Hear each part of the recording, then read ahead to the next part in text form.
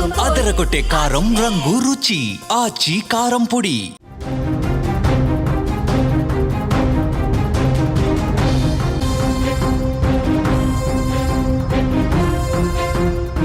అమెరికాలో ఉన్న భారతీయులకు, ముఖ్యంగా అక్కడ డ్రైవింగ్ వృత్తిలో ఉన్న వారికి, అక్కడికి వెళ్ళి డ్రైవర్గా సెటిల్ అవ్వాలనుకునే వాళ్ళకి నిజంగా ఇది చేదు వార్త. అమెరికా అధ్యక్షుడు ట్రంప్ తీసుకున్న ఒక నిర్ణయం పెను సంచలనం సృష్టిస్తోంది. అమెరికాలో ఇటీవల జరిగిన కొన్ని ఘోరమైన ట్రక్కు ప్రమాదాల తర్వాత ట్రంప్ సర్కార్ విదేశీ ట్రక్ డ్రైవర్లపై ఉక్కుపాదం మోపింది. ఇందులో భాగంగా కాలిఫోర్నియాలో జరిగిన తనిఖీల్లో ఏకంగా 30 మంది భారతీయులు అరెస్ట్ అయ్యారు. అసలు ఏంటి కొత్త రూల్స్? ట్రంప్ ఎందుకు విదేశీ డ్రైవర్ల వీసాలు రద్దు చేస్తా ఉన్నాడు? అరెస్ట్ అయిన భారతీయుల పరిస్థితి ఏంటి? ఈ వీడియోలో మీకు చెప్పే ప్రయత్నం చేస్తా. గత కొద్ది రోజులుగా అమెరికాలోని పలు రాష్ట్రాల్లో సెమీ ట్రక్కులు అంటే భారీ గూడ్స్ వాహనాల వల్ల సీరియస్ యాక్సిడెంట్స్ కొన్ని జరిగినాయి. ఈ ప్రమాదాల్లో చాలామంది అమాయకులు ప్రాణాలు కోల్పోయారు. ఈ ఘటనల్ని ట్రంప్ ప్రభుత్వం సీరియస్గా తీసుకుంది. దీనికి ప్రధాన కారణం విదేశాల నుంచి వచ్చిన డ్రైవర్లకు సరైనటువంటి శిక్షణ లేకపోవటం, ఇంగ్లీషు భాష మీద సరైనటువంటి పట్టు లేకపోవటం అని తెలుస్తోంది. దీంతో ట్రంప్ ప్రభుత్వం తక్షణమే అమల్లోకి వచ్చేలా ఒక కఠినమైనటువంటి నిర్ణయం తీసుకుంది.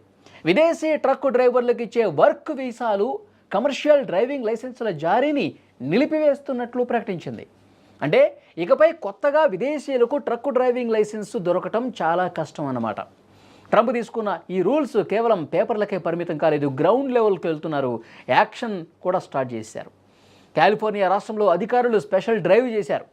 వాణిజ్య డ్రైవింగ్ లైసెన్సులతో సెమీ ట్రక్కులను నడుపుతున్న వారిపై పోలీసులు అక్కడ పూర్తిగా నిఘా పెట్టారు, విచారిస్తూ ఉన్నారు, తనిఖీలు చేస్తూ ఉన్నారు. ఈ తనిఖీల్లో కొన్ని షాకింగ్ విషయాలు కూడా బయటకు వస్తున్నాయి. మొత్తంగా 49 మంది అక్రమ వలసదారులను పోలీసులు అక్కడ అరెస్ట్ చేశారు.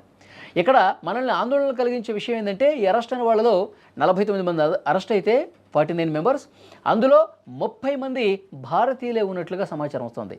వీరంతా సరైన ధృవపత్రాలు లేకుండా వీసా గడువు ముగిసినా సరే అక్కడ ట్రక్కులు నడుపుతున్నట్టుగా అధికారులు గుర్తించారు. ఇక అమెరికాలో ట్రక్ డ్రైవింగ్ అనేది భారతీయులకు, ముఖ్యంగా పంజాబ్, ఇతర రాష్ట్రాల వారికి ఒక ఉపాధి మార్గంగా ఉంది.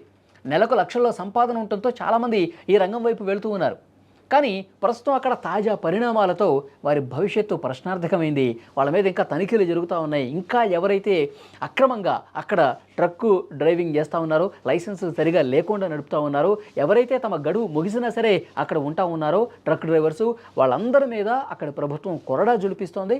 చాలామంది భారతీయులను కూడా అదుపులోకి తీసుకోవడం అనేది ఆందోళన కలిగించే విషయం. సో వాళ్ళందరినీ కూడా మళ్ళీ సేఫ్గా విడిపించే ప్రయత్నం భారత ప్రభుత్వం కూడా డెఫినెట్గా చేస్తుంది. అయితే ఈ నిబంధనలు అమల్లోకి వచ్చినాయి కాబట్టి, కొత్త రూల్స్ ట్రక్కులకు సంబంధించి వచ్చినాయి కాబట్టి అక్కడికి వెళ్ళాలి అనుకునే వాళ్ళకి నిజంగా ఇది ఒక మింగుడు పడని విషయం.